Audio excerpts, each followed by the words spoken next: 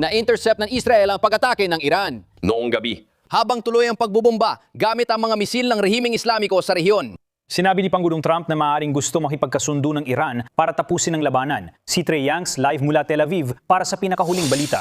Trey.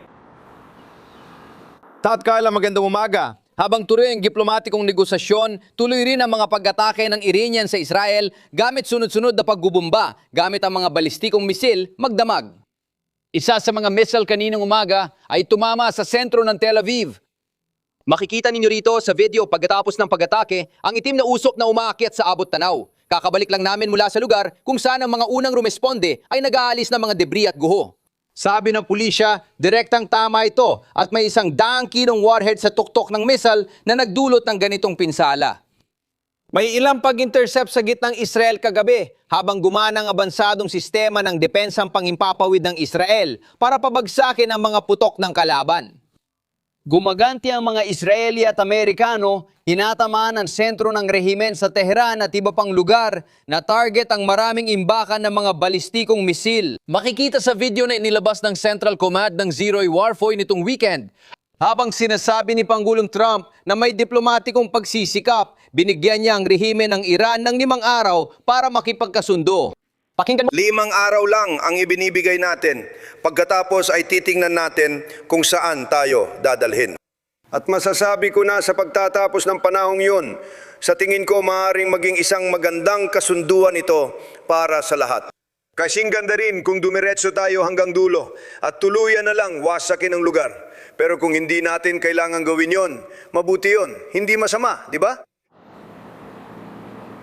Tumugon ang mga Iranian na walang nagaganap na negosasyon pero may mga ulat na nagsasabing may mga pag-uusap na nangyayari.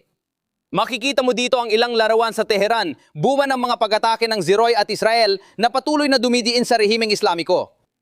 Habang nagpapatuloy ito, nagsalita rin si punong ministro ng Israel na si Benjamin Netanyahu tungkol sa posibilidad ng kasunduan. Mas maaga ngayong araw nakipag-usap ako sa ating kaibigan, si Pangulong Trump. Naniniwala si Pangulong Trump na posibleng mapakinabangan ang malalaking tagumpay ng mga puwersa ng depensa ng Israel at sandatahang lakas ng Zeroy. Maabot ang layunin ng digmaan sa isang kasunduang magpapanatili ng ating mahalagang interes. Malinaw na nais ni Pangulong Trump bigyan ng panibagong pagkakataon ang rehimen ng Iran na makipagnegosasyon at gumawa ng mahalagang konsesyon. Kung hindi, may higit pang puwersang Amerikano na papunta sa reyon. Mas maraming option si Pangulong Todd Carla.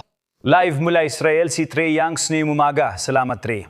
Susunod si Brett Velikovich, tagapagtatag ng Powers at dating Army Special Operations Intelligence Analyst. Kinumpirma ng CENTCOM na mahigit 9,000 target ang tinamaan sa Operasyon Epic Fury. Sa kabilang banda, nariyan si Pangulong Trump. Sa 5 araw na tigil putukan, inaasahan mo bang mauwi ito sa kasunduan para matapos ang labanan? At seryoso ba ang Iran sa diplomasya? sa tingin ko malinaw ang gobyerno, hindi walang katapusang digma ng layunin, kundi tiyak na resulta na ngayon ay nakikita natin. Alam mo, hindi lang ito isang kampanya ng mga simbolikong pambobomba, kundi ang estratehikong pagbuwag sa buong kakayahan ng kalaban na lumaban. Para hindi na nila ulit paglaruan ang Armageddong nuklear. Marami pang bagay ang malinaw na pwedeng gawin mula sa impapawid. Para ipagpatuloy ang ganitong presyon, ang mga kampanya sa impapawid tulad dito ay hindi lang sumisira ng mga target, kundi nagpapabagsat din ng buong mga sistema. Pinapahina mo ang lohistika, mga network ng command at control, mga komunikasyon at mga linya ng resupply. Sa tingin ko, bumagsak na ang produksyon ng mga misil at drone ng Iran dahil sa mga pag-atake, kaya pwede pang lumala ang pinsala dahil sa tuloy-tuloy na operasyon sa impapawid. Sa tingin ko, pwede nating atakihin ang mga mobile launcher, mga command center, depensa sa impapawid, pigilan ng Iran sa pagbawi ng kakayahan at ituloy ang pangpapaigting ng kampanya. Pilitin sila hanggang sa hindi na nila kaya magpalabas ng puwersang militar lampas sa kanilang mga hangganan at magkaroon tayo ng pangmatagalang kapayapaan sa rehiyong iyon. Ayon sa Times, pinag-aaralan ng militar ang pagpapadala ng brigada mula ika-82 Airborne Division ng Hukbo at ilang Estado Mayor para suportahan ang operasyon ng Zewara sa Iran. Naririnig mo ang salitang suporta, suporta, suporta paulit-ulit. Pero sa huli, inaasahan mo ba na ang mga tropa sa lupa ang magiging susunod na hindi maiiwas ang yugto ng labang ito kung sakaling hindi makamit ang kapayapaan?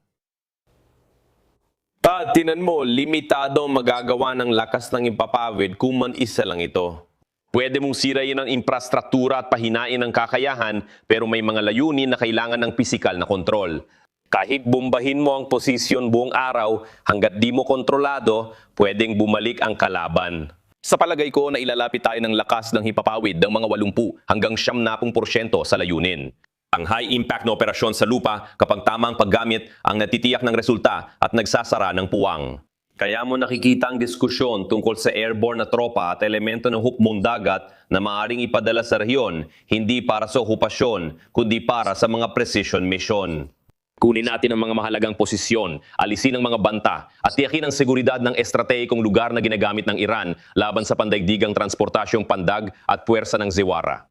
Sa ngayon, naniniwala ako umasa ang Iran na hindi na gustong tapusin ng Estados Unidos ang kanilang sinimulan. Hindi sila nalilito, kalkulado sila at iniisip na yon na hindi tayo gaganti ng sapat na lakas.